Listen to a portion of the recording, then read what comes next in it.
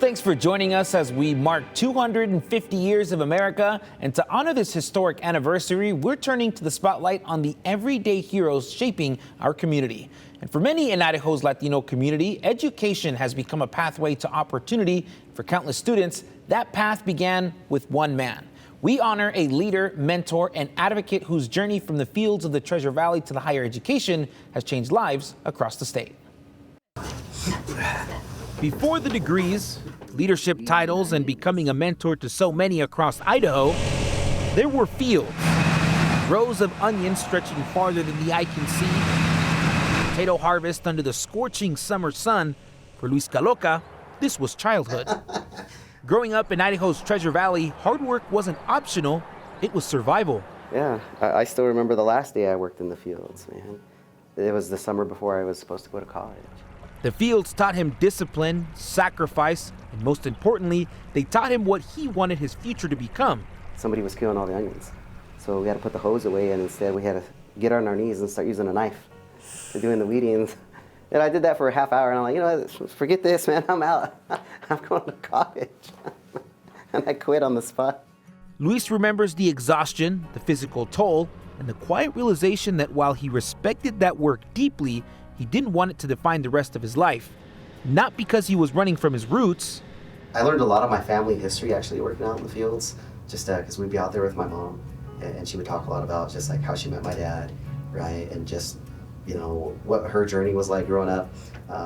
So I have really fond memories of working in the fields. But because he wanted to honor it. So if college is the thing, how do I make sure that I get there? Education became that path. Step by step, Luis built a future that once may have felt out of reach. I had a 1.6 GPA, man, after that first year. And man, I remember just like that summer sitting at home and being like, man, did I go back to the fields? He earned his degree at Boise State and moved on to build systems at College of Western Idaho, transforming not only his own life, but the lives of thousands of students. More than an educator, he became a bridge between dreams and opportunity. Most notably, through Future Hispanic Leaders of America, which Luis co-founded in 1997, helping countless youth see something many had never fully seen before, themselves in college, as leaders, and successful.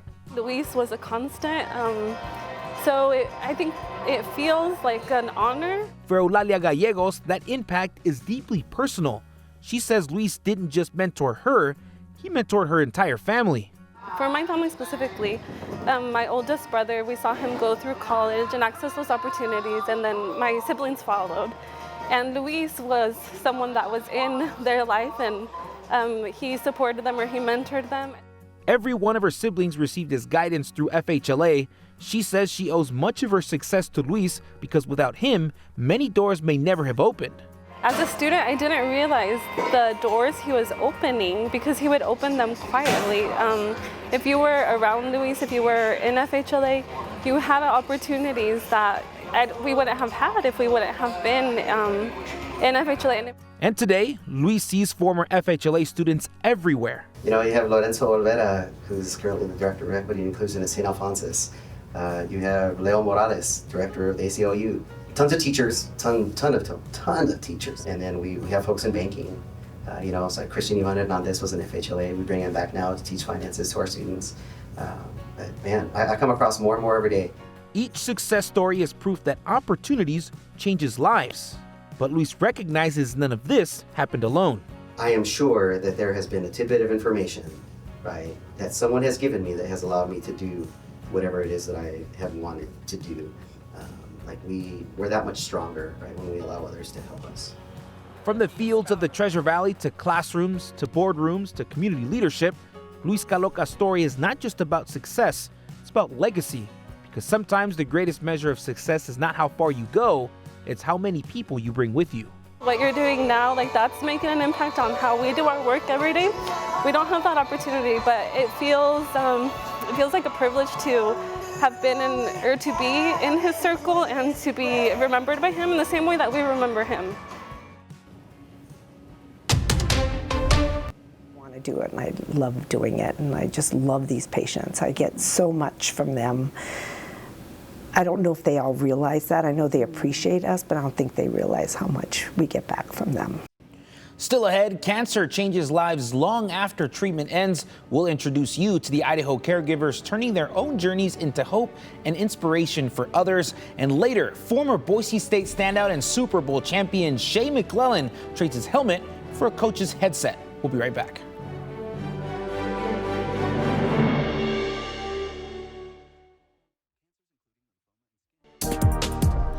As we continue to highlight everyday Idahoans doing extraordinary things, that includes those who change and save lives day in and day out. Morgan Romero introduces us to the people who felt a calling to care for their neighbors in one of the most selfless jobs in medicine.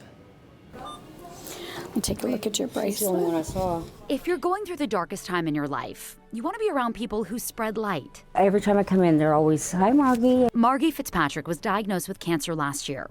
For 9 months, she's seen the teams at St. Luke's Cancer Institute in Meridian every week. 3 times a week. Actually, it's been great. I don't mind coming here. They've always have a smile on their face, and that helps us. I know that. And they're always there when you need them, if you need them. And her oncology nurse, Teresa Tickholm, understands the chair Margie's sitting in. 23 years ago, Teresa was the patient. I was diagnosed with breast cancer. And I ended up getting to learn about the St. Luke's cancer medical community. And I went downtown and I was treated with chemo and radiation and surgery. She was already a nurse in administration, but surviving cancer changed her trajectory. Once I had gone through it, it was something that drew me in. I remember what it was like to lose all the hair on my body and to not be well and to not think I might live very long and all those things that I know a lot of our patients can associate with. If I can give even one person hope, then I'm rewarded greatly for myself. That desire to help manage the unthinkable is a common thread here.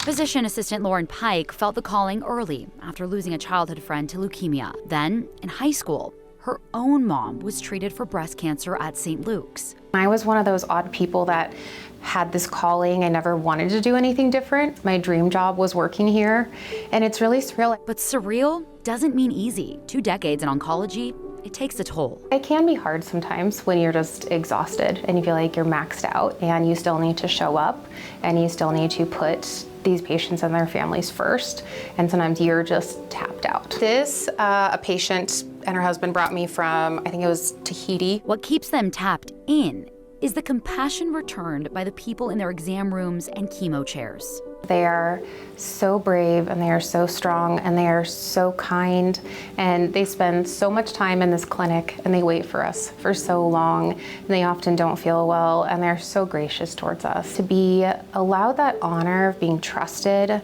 through probably one of the hardest things they've ever been through, it's beautiful in a way that's hard to really explain to an outsider. To survive in this field, you have to be able to compartmentalize, and you have to lean on the only other people who truly get it. I mean, we really have a lot of fun at work, which I know that sounds so bizarre to say, maybe to an outsider, but we have a good time, and we need that in order to add some levity to what we do all day long. We're all there for each other, and they can truly understand what we're doing, and who better to talk to and spend our time with. And we've all become really good friends too, so we know we have each other and can rely on each other. Breakthroughs in treatment mean patients are living longer, healthier lives, which means these providers become a fixture in their lives for years. With them living longer, us following them longer, we develop a really strong relationship with them. I mean, we really feel connected to them, and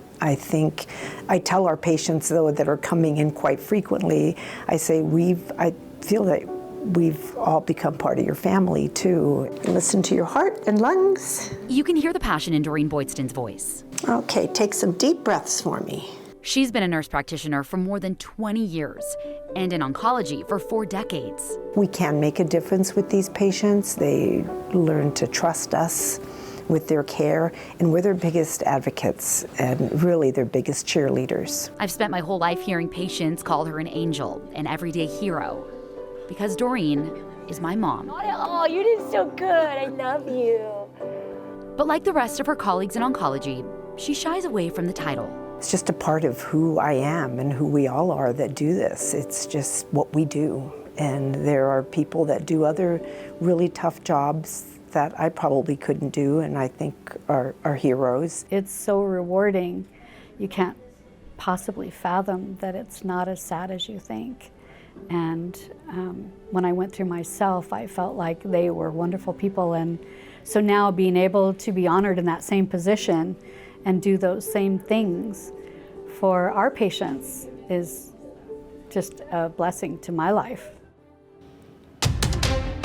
After the break, hear the story behind the word upstander and meet the woman who spent almost 4 decades doing the hard work of speaking up and showing up.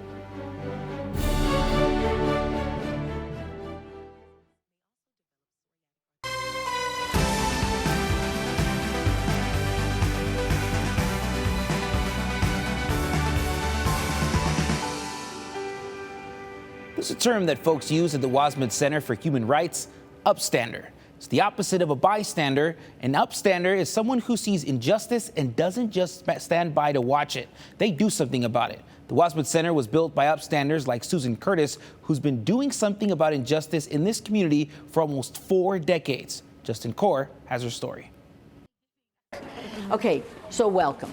This is a pretty common sight in downtown Boise. When you look at this, what do you think? Certainly the powerful exhibits at the Anne Frank Human Rights Memorial. We can talk about the Universal Declaration of Human Rights. But also a common sight is Susan Curtis. The point is, we are all unique. Curtis herself, though, is quite uncommon. She's been a docent or a volunteer educator for years, giving tours and helping people appreciate one of the jewels of Boise. Lots of you lived here and have kind of watched this place grow up, maybe. But Susan has not only watched this place grow up, she's helped it grow up, fighting for human rights long before it was even a place. There was a rock that was thrown into the living room of a black woman who lived here in Boise. And there was an outcry among a lot of people. And this is my first memory of kind of getting involved. That was back in 1990. When Susan became one of the first members of the Ada County Human Rights Task Force, a grassroots group that started by simply calling out acts of hate and responding with simple acts of kindness. And it just snowballed. When an Anne Frank exhibit made a stop in Boise in 1995, she volunteered to be a tour guide for that. Soon after, in 1996, the Wasmed Center for Human Rights was founded, named after Bill Wasmed, an Idaho priest who fought against the Aryan nations. Their mission was to build a permanent memorial dedicated to human rights. The task force merged with the center, and their vision became a reality a few years later with this, the Idaho Anne Frank Human Rights Memorial.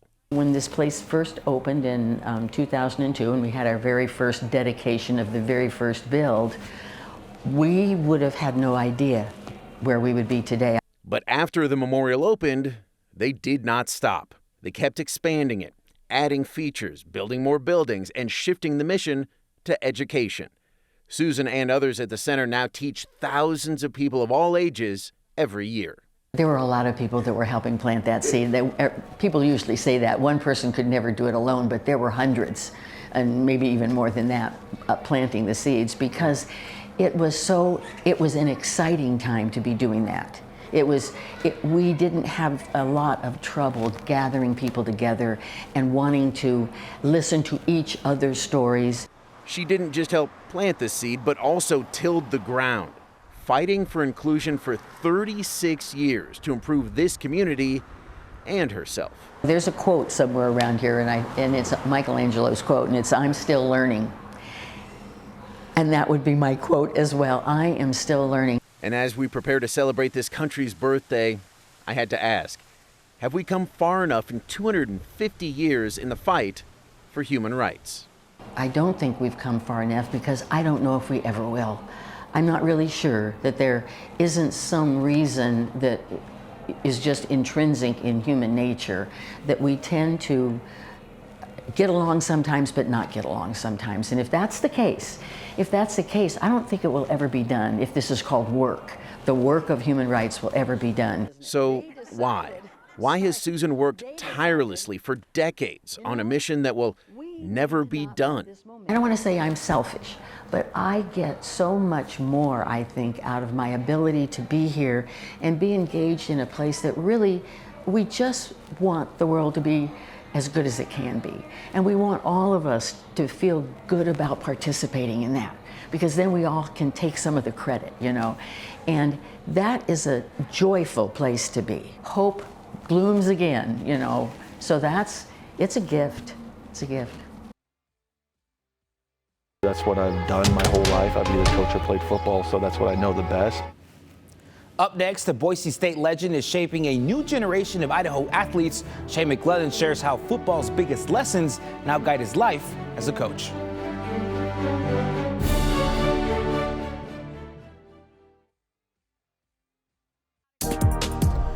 Former Boise State star and Super Bowl champion Shane McClellan is back on the sidelines, this time helping shape the next generation of Idaho athletes. Sports director Jordan Smith caught up with the Caldwell native to look at the lessons from his football career that now guide his life as a coach.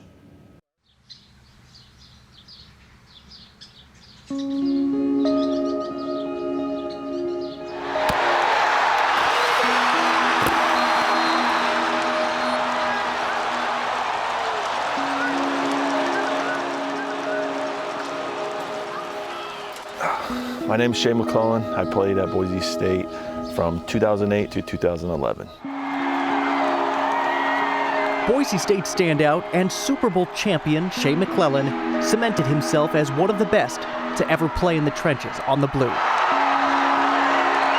The Canyon County native made a living tormenting opposing quarterbacks at his dream school, 30 miles from his hometown. Grew up in Caldwell on Chicken Dinner Road with my grandparents. They actually raised me, and you know, we grew up on 20 acres and just, you know, did a lot of farm work growing up.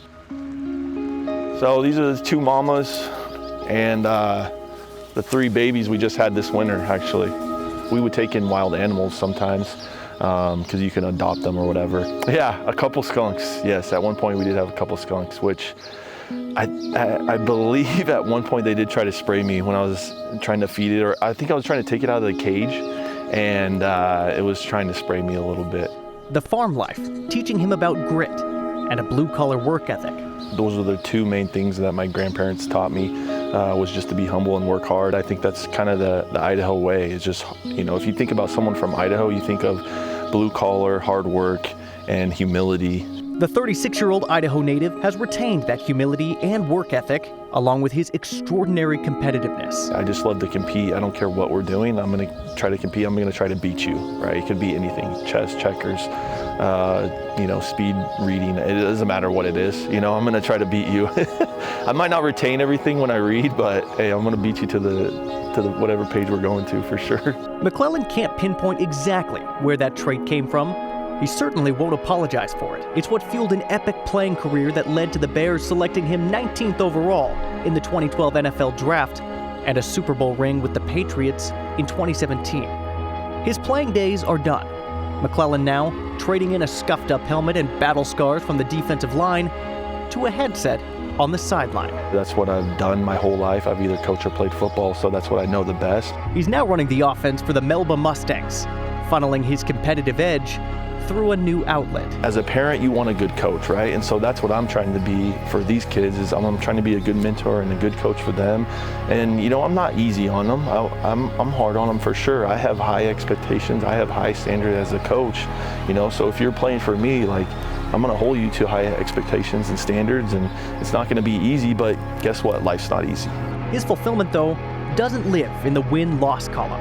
Rather, in the values and life lessons he hopes to instill in the next generation of athletes. I think the most fulfillment just comes from seeing the development of the kids, you know, getting better at the sport, whatever we're playing, whatever I'm coaching. It's not always about winning. You know, sometimes you gotta lose, and honestly, you learn more through losses than you do through wins.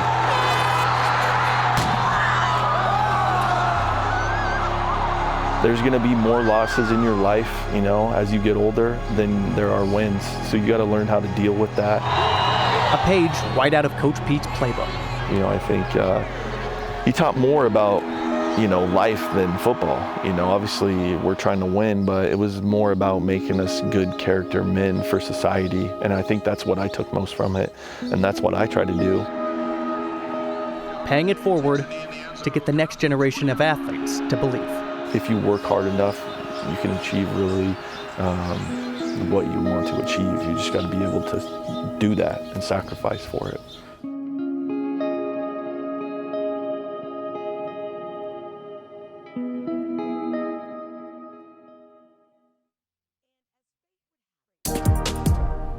Well, we appreciate each and every one of you guys for joining us for this special as we continue to celebrate America 250, the great people who make our community so special.